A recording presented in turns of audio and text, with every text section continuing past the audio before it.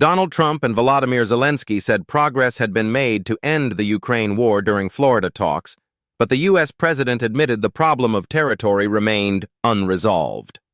While both the U.S. and Ukrainian presidents described the talks as great, Trump said one or two very thorny issues remained outstanding, most notably on the issue of land. Addressing reporters at Mar-a-Lago, Zelensky said they had come to an agreement on 90% of the 20-point peace plan, while Trump said a security guarantee for Ukraine was close to 95% done. Zelensky later said U.S. and Ukrainian teams would meet next week for further talks on issues aimed at ending Russia's nearly 4-year war in Ukraine. "We had a substantive conversation on all issues and highly value the progress that the Ukrainian and American teams have made over the past weeks," Zelensky said in a statement on the Telegram messaging app. Russia launched a full-scale invasion of Ukraine in February 2022, and Moscow currently controls about 20% of Ukrainian territory. A proposal to turn the Donbas region in eastern Ukraine, which Russia largely controls, into a demilitarized zone remains unresolved, Trump said. "Some of that land has been taken," he told reporters after the meeting. "Some of that land is maybe up for grabs, but it may be taken over the next period of a number of months." Moscow currently controls about 75% of the Donetsk region and some 99% of the neighboring Luhansk. The regions are collectively known as Donbas.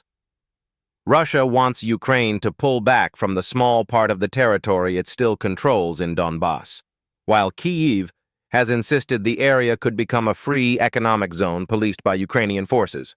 The U.S. president has repeatedly changed his own position on Ukraine's lost territories, and in September stunned observers by suggesting that Ukraine might be able to take it back.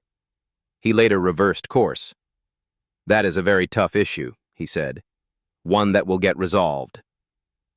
Security guarantees for Ukraine are 95% done, Trump said, without formally committing to logistical support or troop deployment to help protect Ukraine from future attacks.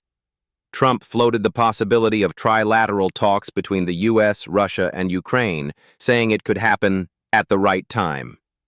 While the U.S. president is keen to add the Ukraine-Russia war to the list of conflicts he claims to have ended, he cautioned that stalled or scrapped talks that go really badly could mean that the war continues. Earlier, Trump had a phone call with Russian President Vladimir Putin.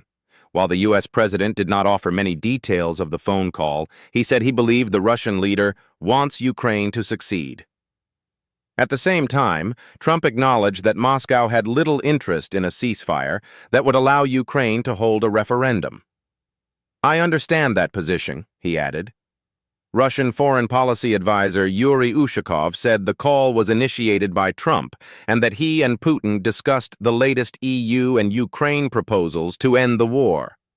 Ushakov, Russia's former U.S. ambassador, said Trump listened to the Kremlin's assessment of the proposals, and the two presidents left the call united in their belief that a temporary ceasefire proposed by the EU and Ukraine would instead prolong the conflict.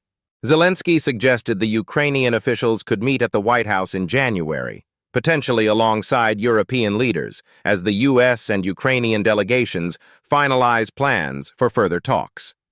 In a post-meeting call with European allies, European Commission President Ursula von der Leyen hailed good progress in the Florida talks, while reinforcing the need for Ukraine to receive ironclad security guarantees from day one.